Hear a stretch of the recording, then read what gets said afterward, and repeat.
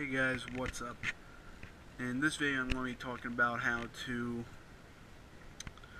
do a water change and why they are important.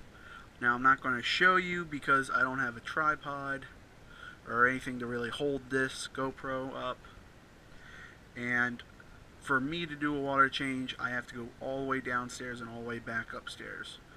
Now for you people that don't know, I live in the attic and I have to walk all the way downstairs just to get to the closest sink. And right now it's freezing outside and like all my pipes are frozen, so I can't use the kitchen. I have to use the bathroom, which is a lot harder because the only way I get the water in is really complicated. I'm not going to explain it to you guys, but anyway, I'm going to tell you why it's good to change your water. Now, if you're just starting out, this is a really good video on, or this is a really good topic to tell you, and why some people might not always know it. Now, water changes are necessary because they get rid of nitrates and ammonia, sorry, and that can kill all your fish in the tank, and that is created through body waste, fish poo, or the food that you feed them. Like I feed these kinds of pellets. They're not the best brand, but I gotta go with cheaper stuff, but they create a lot of waste in the tank, and they create nitrates and pneumonia. I'm sorry guys, I'm going to be butchering these words, but that is bad for your tank. Now, however though, there is good bacteria that, here I have a hang-on filter here, show you. Now, you can see in there. Now, good bacteria forms in these filters that eats and kills all the bad stuff. However though, it's a lot easier for the bad stuff to overwhelm all the good stuff you have in one of these.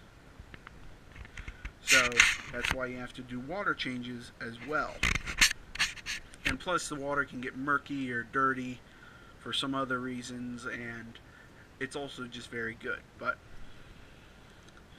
now to do a water change is, I'll tell you how I do it just because I have the stuff here and it's a lot easier. Now you're going to need some buckets. Not these buckets, because these buckets, I have a lid on them because I put water in here, fresh water from downstairs. Now, generally you either want to, here I got some stuff, you want to cure it with this. You put it in there, and I say wait. Let me see how long it says. Here, I'll try and get a good shot of the directions for it.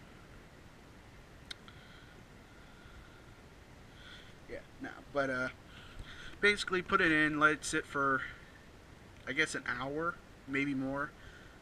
I don't know, but you want to do that because you don't want chlorine or anything like that that's in your water that's supposed to kill stuff in your tank, because that can kill the good bacteria you're growing and some of your fish, because they will because some fish aren't as hardy as others and can hurt the fish, because you never know what the city might put in your water. Like, I've heard plenty of people that didn't bother waiting and they just put it in and it killed everything. Like this one guy,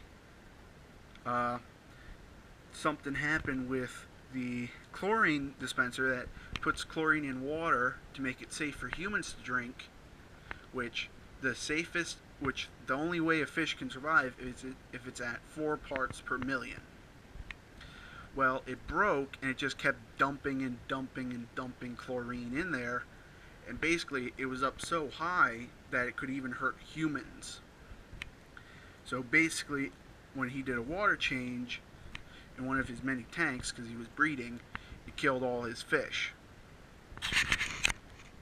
So that's why you gotta watch out for when you use water and you don't use that stuff. Or if you can't afford that stuff or don't know where to get it, which is pretty easy, PetSmart or places like that, what you do is you get a bucket, you let it sit for a day.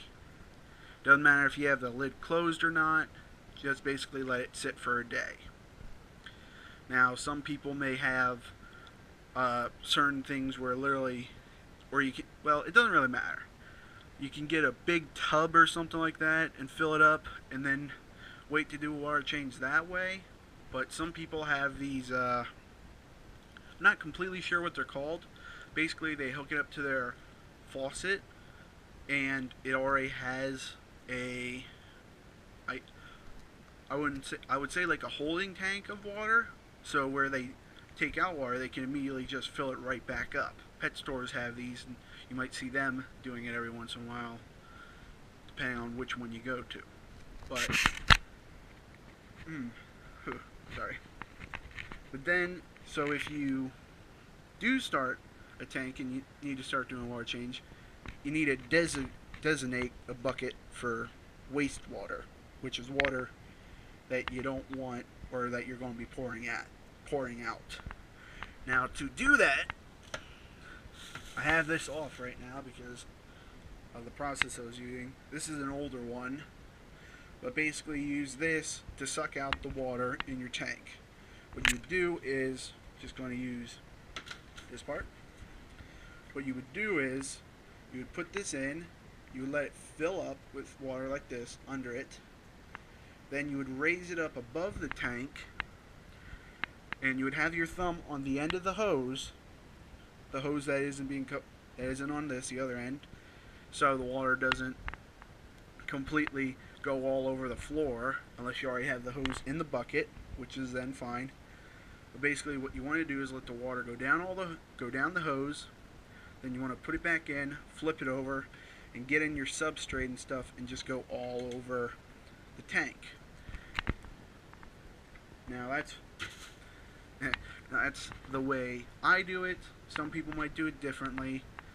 Now, if you do a cleaning of this when you clean your tank, what you should do is, let me just move that. See let me do this one. Now, see these are really good because they hold a lot of the bacteria and nasty stuff, and that's what you want. You don't want it to get in your water like, ooh, yeah, like see all that? Yeah, I gotta clean that out. I've been kind of slacking a little. I haven't been doing as much. But basically, yeah, you want to get all that stuff out. However, though, you want to watch out because completely cleaning this out with water from your tap downstairs, or depending how you do it, maybe you don't gotta worry about that, can kill all the good bacteria you have in here and can then really hurt your tank. That's why you need, I'm not going to show you because that's just going to create more waste in the tank. Like I said, I haven't cleaned that in a while. But basically, they are bio balls, or these ceramic things with a hole in the middle where the bacteria can grow and it can be good. And you can buy them at your pet store as well, and they're really good. I would suggest getting some.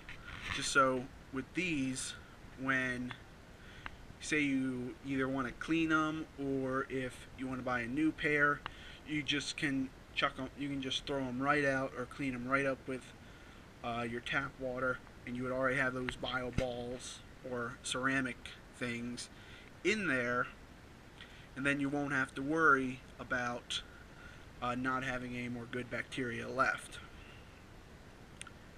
So that's really the fundamentals about doing a water change and what you basically got to do. There are many different ways to do it. Some people technically don't even have to do a water change anymore because they have a drip system set up, which I don't know how to do, so I won't make a video on that unless I know how to do it. But like I said, there's many different ways to do it. Do it how you would like to do it is my best suggestion for you. That's really it for this video. So I will catch you guys next time, and on the next video, or the next how-to video, will probably be on how to acclimate fish. Now, that will go for most fish, but some fish may need it different than others. So, see you next time. Goodbye.